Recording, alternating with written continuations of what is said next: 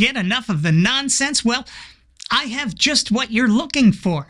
In part 4.3 of this causally finite series, Ayaan is going to kick the gaslighting into high gear, and in a really disgusting way, misrepresenting or outright lying about her old friend, the late, great Christopher Hitchens. Wait. Do you hear that? Yeah, that's Hitch, spinning in his grave. You don't want to miss this one. You have inherited a culture and a religious tradition that is much more suited to understanding and to empowering and enriching the human condition with all its frailties, with all its brokenness, than the ones that millions and millions of other people are born into. Yes, Ayaan, and that culture was born of the scientific revolution and the Enlightenment. Praise Voltaire, praise Hume, praise Jefferson, and all the other people who've been fighting since to empower women, minorities, the LGBTQ plus communities, and for human rights in general. But don't you dare praise Jesus. He had nothing to do with it. Those folks promoting human rights were endlessly battling Christians all along the way, who've only come to embrace the values of the Enlightenment now, after endlessly kicking and screaming. Now Christians are trying to claim those Enlightenment values were Christian values all along. Of course that's true. Voltaire and Rousseau were nothing if not crusading inquisitors who tortured people for heresy. And let's not forget all the witch burning done by Montesquieu and Jefferson. Yeah, well, people are made very uncomfortable with the idea that we don't have agency, that we're not in control in this way. But that was the big criticism that Christopher Hitchens made in the other direction. He said that God is a celestial dictator. God is somebody who is constantly surveilling you and watching you while you sleep and convicting you of thought crime and punishing you for even disobedience in your own mind. Presumably that's not the relationship you feel that you have with God. I think he read more of the Quran than the New Testament. Okay, now she is really pissing me off. Either she doesn't know Hitch at all, which I find very hard to believe, or she's just lying. Let's hear it right from the Hitchens' mouth. The New Testament exceeds the evil of the Old One is the title of one of your chapters. Yes. That's actually a very easy proposition to prove, I think. In the Old Testament, there's a lot of horror, as everybody knows.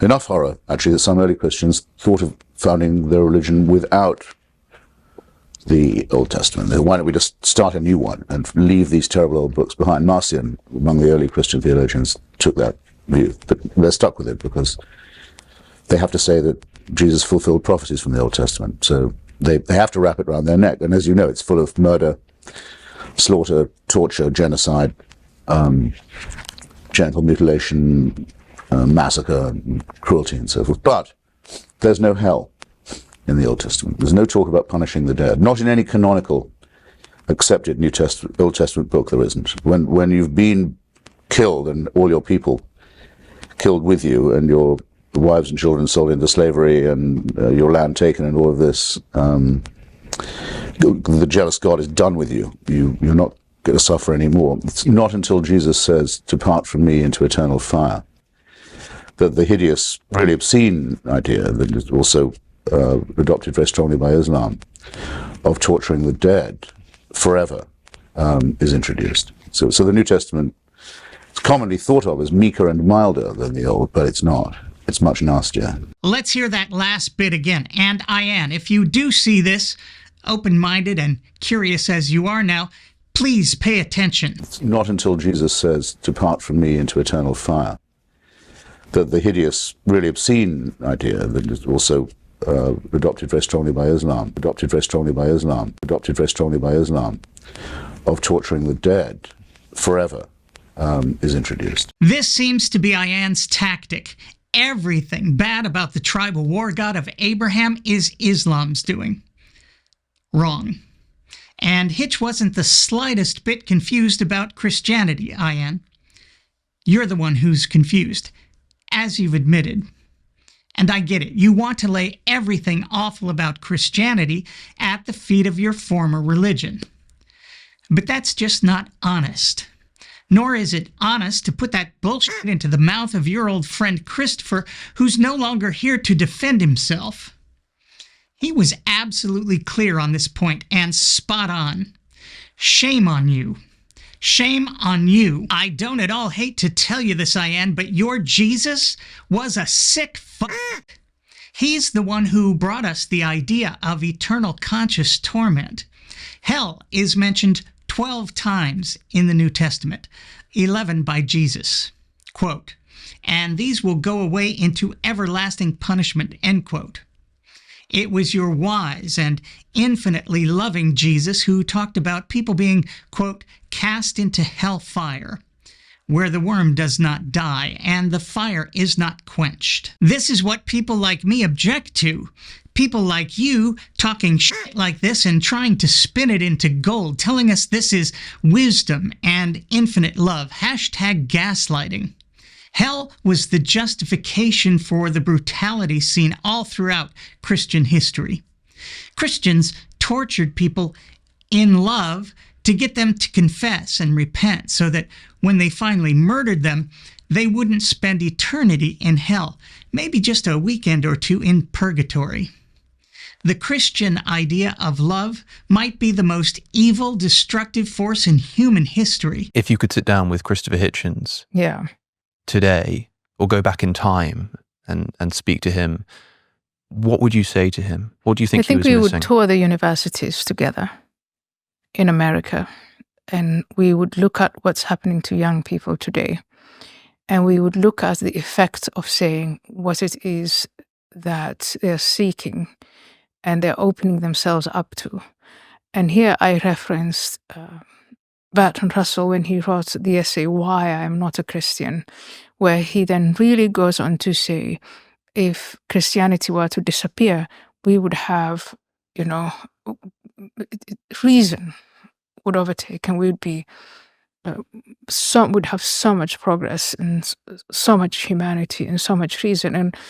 And then now we actually have the empirical reality where Christianity is waning, and what we are getting in the highest temples of learning, the temples of reason, is not reason. I wish Alex had gotten her to talk specifics here. I suspect she's talking about trans rights and perhaps the protests against Israel.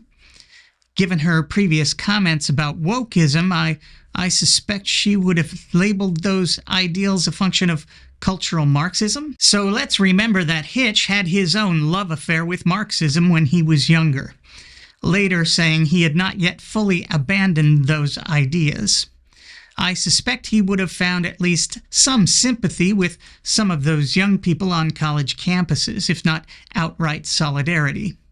And let's ignore the history of young people protesting on college campuses, right? For civil rights, against the Vietnam War, against the wars in Afghanistan and Iraq, for marriage equality, for women's rights, against the greed of Wall Street, and now against the brutality of Israel and Netanyahu's government. Christianity should have such a track record. But I think we have to go back to this idea of, as human beings, we're much, much more complex than just the material. Are we, though? So far, we have no evidence of anything existing beyond the material world. And it's not as if we haven't been looking. We've been searching for millennia, thousands and thousands of years.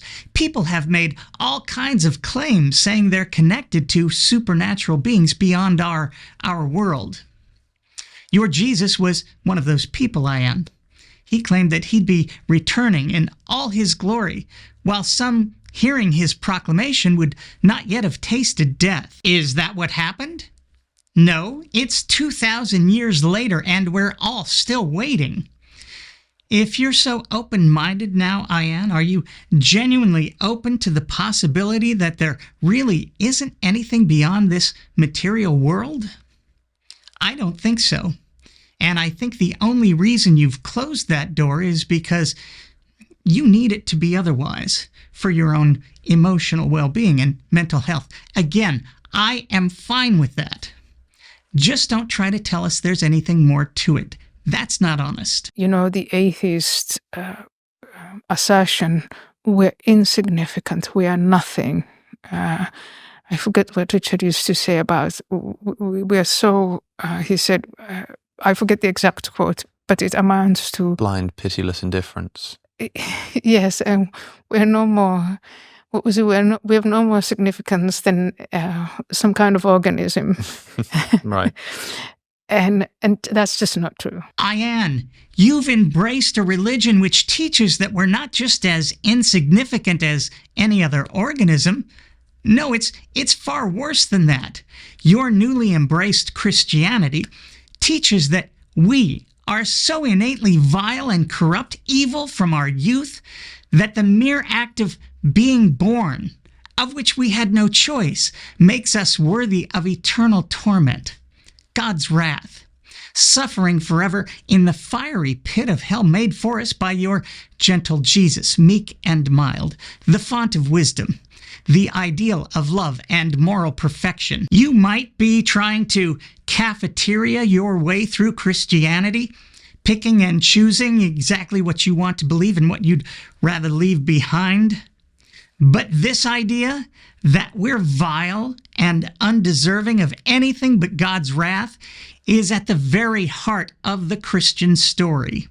It is the reason God had to incarnate in Jesus and die for the sins of the world in the first place. Another wicked idea, as Hitch would and did say. And anyway, I also want to point out in this reading journey that I have taken on, that there are more and more people, the more we discover about the universe and the more we discover about the world, there are more and more scientists, especially on the hard science part, who are saying there is something rather than nothing. Who is saying that there is nothing? For all we know, there are many, perhaps an infinite number of universes beyond our own. Even if it was just the singularity in the beginning, and that singularity was not part of a larger cosmos, that singularity was still something. Matter and energy, the brute fact for many atheists, is not nothing. This is nothing more than straw manning. All right, that's it. That's all I can do for now. I have to take a time out and cool down. Maybe I'll see if I can hop into my neighbor's jacuzzi. I know technically that's not cooling down, but it does help me relax. And of course, I always have a good indica handy. Until next time, I'm me. Thanks for watching.